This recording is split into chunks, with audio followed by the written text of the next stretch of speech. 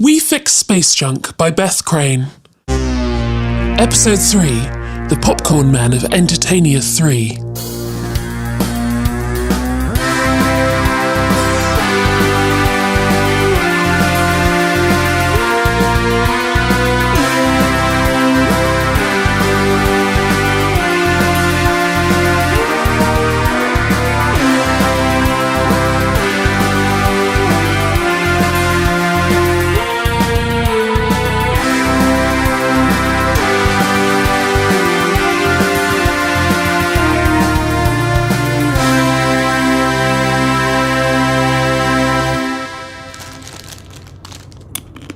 Feeling better?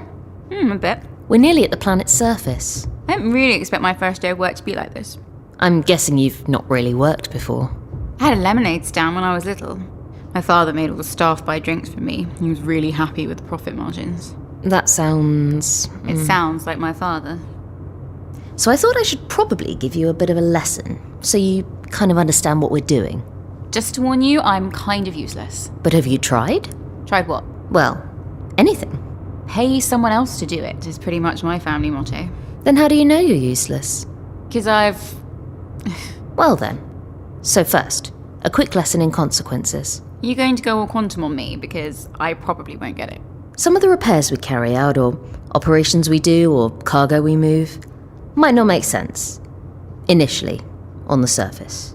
Right. It's only later on that you realise that Automnicon has a plan. There are always consequences, even for the little things. How does Automnicon know what's going to happen? Statisticians. They have thousands of them, human and otherwise.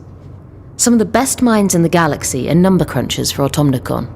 They decide what the end result they want is, and then their stats department pore over the potential causes and refine them until they have a course of action that's almost certain. Almost. Well, there's always a little human error. Kilner, Yeah? are Automnicon evil? Is anything evil? I don't know. I've been working for them for so long, I'm not sure I'd know the difference. How did you wind up like this? Well, it's what happens when you grow up in a small mining town on Pluto. You work in the mine, or you take out an impossibly large loan to escape. I was always good with machines, so I left. I studied, I became a decent mechanic, and then, when I was finished, Automnicon owned me. A few decades later, quite a lot of decades later, now I'm here. That seems sad. Kind of a waste. A waste of what? The average lifespan on Pluto's 42. I'd have been long dead by now. Dax, can you play the mission brief again? Hello, valued employees. Here are the details for your next exciting mission. You will be repairing a projector model unknown in or at the Central Cinema Entertania Pleasure Complex, Planet 3. We hope you enjoy your mission. Additional notes? None. Message ends. Take us down, Dax. You know what to do.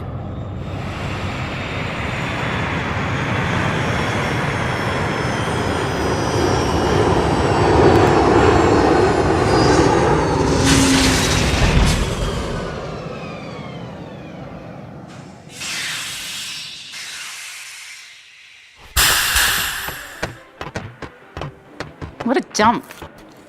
Well, it used to be beautiful if you liked that sort of thing. You see over there by those festering pools of slime? They used to be glittering waters, giving health to all who bathed in them. There were lush green and purple plants everywhere, carefully maintained by a whole army of gardeners. And the Grand Cinema, that was the centre stone of the whole place. I couldn't even afford a pack of peanuts here in the old days. So what are we supposed to be doing? We're repairing a projector. I'm guessing it'll be a Tomney Mark II. Nice bit of kit, but it doesn't like grease. A projector. We travelled through space for 3 days to fix a projector. Remember what I said about consequences? There are a lot of reasons to keep the people of Entertania distracted.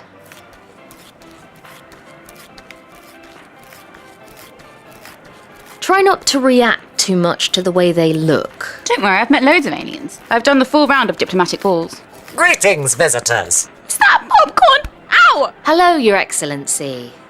We welcome you to our planet, although I am afraid that with our current high levels of austerity, we have very little to offer you. We've been sent by head office to make alterations to your main cinema. That is good news. Things just haven't been the same since the film stopped running.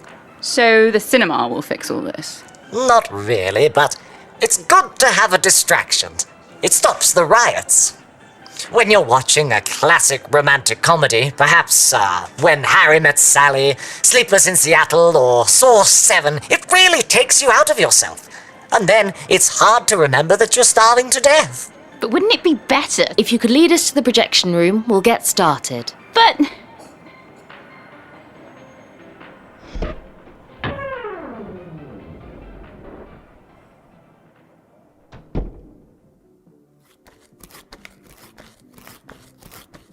Welcome to the Grand Cinema. This must have been beautiful once. The gold's peeling off the arches and the velvet's faded on the seats, but imagine coming here. It was all right, a bit tacky. I only went inside once, and that was in its last days. We want to go up those stairs and through there. That's the projection room. Look at them. They're all sitting in their seats, waiting for it to start.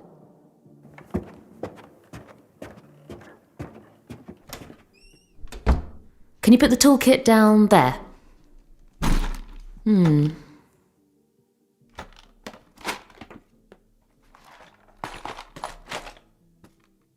Told you, Tomino Mark II.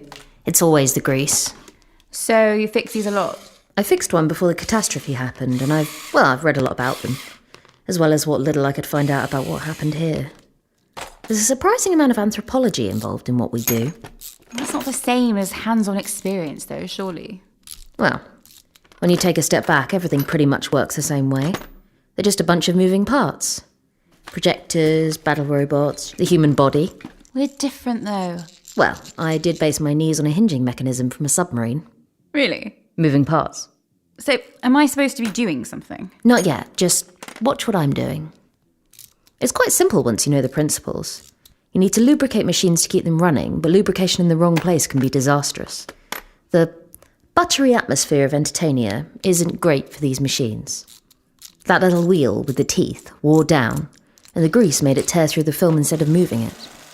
And then because the film wasn't moving, the projector jammed and overheated, which burnt through the cellulose. So, why don't they just get a new one? They don't have access to the outside world. It's Automnicon's job to keep it that way. Why? Had you ever heard of Entertania before? No.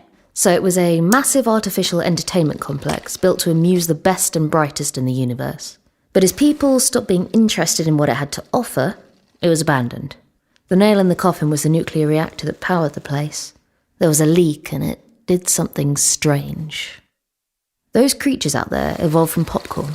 If they were recognised as sentient, the corporation that accidentally created them would have to take responsibility for them, and it would upset too many people if they nuked the place, so... Well, it's one of the universe's little secrets. The universe is a much weirder place than I thought. Little bit of advice, when they come around with refreshments, don't take them. Some things evolved and some things devolved. Like what? The ushers. The films keep them distracted and relatively content until the universe can figure out what to do with them. Want to stay and watch this one? It's good. Don't we have to go? Dax, any more jobs lined up? Nothing yet. Okay then, I guess so. Keep us out of the ship for a little while. Shall we sit there? You'll get used to it, I promise. Stop talking over the film. Is it always like this? Not exactly. Sometimes they want to give you human snacks, sometimes they want to kill you. It keeps you on your toes. You know I'll get out of my contract eventually, right? That's them, the ones talking over the film. We'd better get out of here. Oh, yeah. I forgot. Speaking during films is punishable by death. Well, I guess they are a civilised society after all. There's the sub. Thank Bruce I didn't park further away.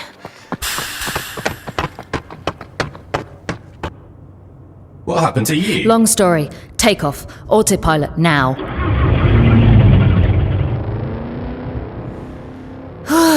So, there we go. That's the job. I need a drink. I thought you'd say that. Cheers. I think I could get used to this, temporarily. Yeah, temporarily. Oh, what the hell is that? Oh, I make it out of fuel. You'll get used to the taste. I think there are a lot of things I have to get used to. Well, it's better than being dead. Or married to Fabio.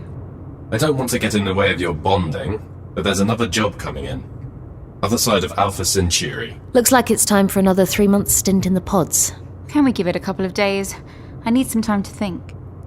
Okay. But too long out of the pods and we'll be stuck eating recycled food. Eating what? It's exactly as unpleasant as it sounds. Right. But it's better than starving to death, which is what happened to the guy who used to own the ship. What happened? No one knows. They just found an empty, powered-down ship floating in space, with a puddle of human remains on the carpet. When no one claimed it, Automnicon acquired it at auction, fitted it up, and sent us on our way. Don't worry, they cleaned it.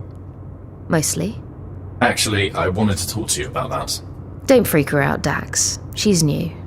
And besides, there's no such thing as ghosts.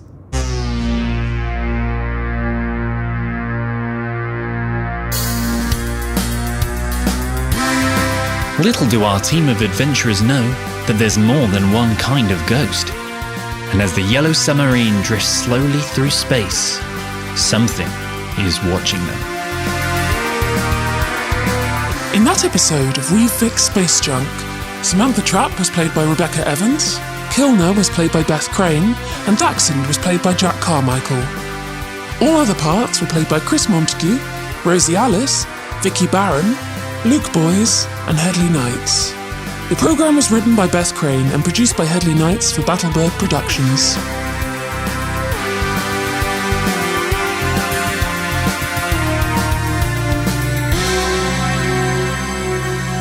How do you wish to proceed, Miss Lamb? Do you want us to inform the traps? No, not yet. Things are getting interesting. I didn't expect her to have that much character. So, just watch and wait? Yes, Lionel. Watch and wait.